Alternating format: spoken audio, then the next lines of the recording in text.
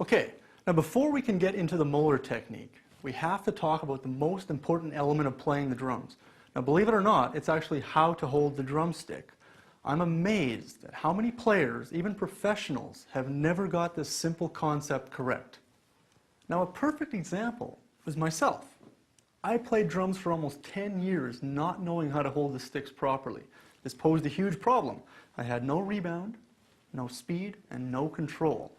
Once I actually learned how to hold this piece of wood in my hands, I was amazed at how I started sounding better and moving around the drum set with more motion and fluidity. So let's start from scratch. Okay, we'll begin with having no drumsticks in our hand. The first thing I'd like you to do is take your right hand and make a gun with it, just like this, and now from your wrist, point it to the left, okay? And left-handed players, you do the opposite. Now at this point, I would like you to take your gun and lay it down just above the snare drum rim, just like that. Now at this point, we're going to take the barrel of the gun and bend it slightly at the first joint. Not too much, you don't want to do this. You just want to bend it just slightly enough to create a small little pocket between the tip of your finger and the second portion of your finger. Now, what we're going to do at this point is you're going to take your drumstick and you're going to rest the back of the stick in the pocket you created and the tip of the stick on the snare drum. Now what we have to do is we have to find the balance point of our drumstick. Now what that is it's the area of the stick that creates the most natural rebound when you let the stick naturally fall. Let me demonstrate. If I'm holding the stick way too far back and I lift the tip, I let it fall, it just dies. I get nothing out of the stick.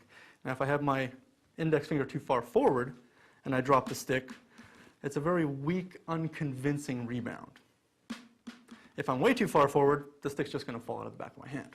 So what you've got to do is you have to find the sweet spot or the balance point of the stick. Now I use the Vic Firth Extreme 5A sticks, and I find that my balance point is in between the H and the Vic Firth flag there. And when I put my finger on that spot, listen to that. The stick wants to naturally rebound. Whether you push on the back of the stick or raise the front of the stick, there it is. So what you can do next is you can start dribbling the stick like a basketball. Not only have you found the balance point, you're going to impress all your friends. At this point, you've found the balance point. If you haven't found it, keep checking. All right, now at this point, I'd like you to try putting your thumb on top of the drumstick like this. We want to try to get as much of the fleshy part of your thumb right on top of the stick as possible.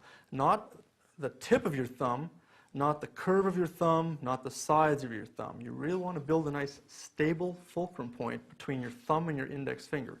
Notice that the stick is still in the first joint. It hasn't slid over to the second one. Still in the first joint, and the fleshiest part of my thumb is on top of the stick.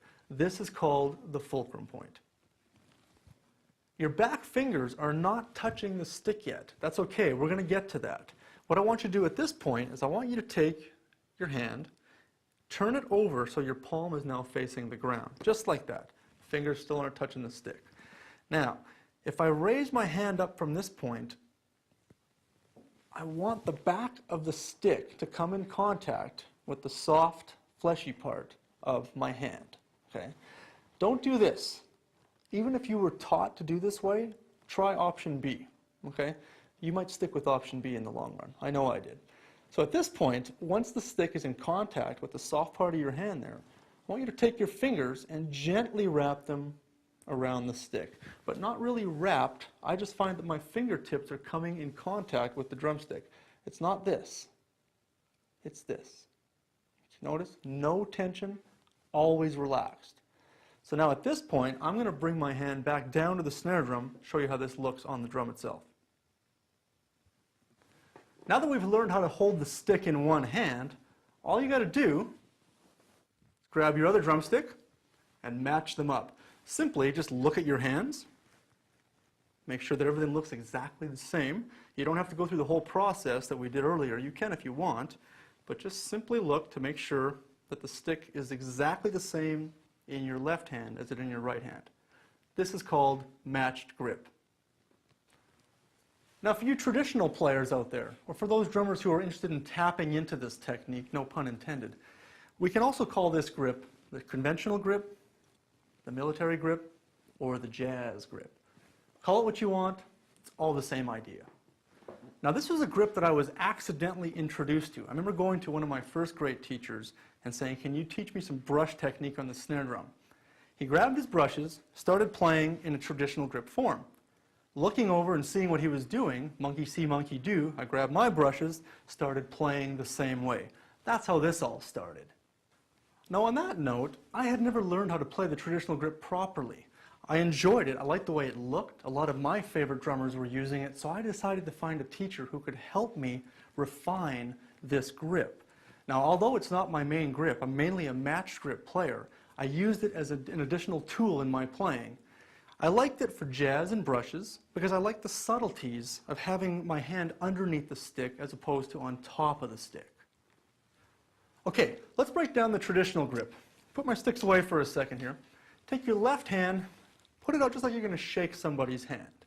Now grab your drumstick, and I want you to place the stick, the back part of the stick, in the web portion of your hand between your index finger and your thumb, like so. Okay, now we have to find our old friend, the balance point again. So you might have to search for it. I'm using a different stick. I'm using Don Famuleto's pad stick, so I got to search for it. Nope. Close. Ah, there it is. So just like in match grip, make sure you find that balance point. So now that we've found the sweet spot of the drumstick, what I'd like you to do is take your ring finger, place it underneath the drumstick like this. So right in between the tip of your finger and your second knuckle. Somewhere right in the middle of the finger, just like that. See if you can actually lift the drumstick up at this point. Something like that. You do that? Perfect. Now, let's take our middle finger and our index finger and gently rest it on top of the drumstick. Now notice that my hand is also not turned like this. I see a lot of players play like that. You have to avoid that because you really have no control. Keep it just like you're still shaking somebody's hand. At this point, I want you to practice this, relax, and always have fun.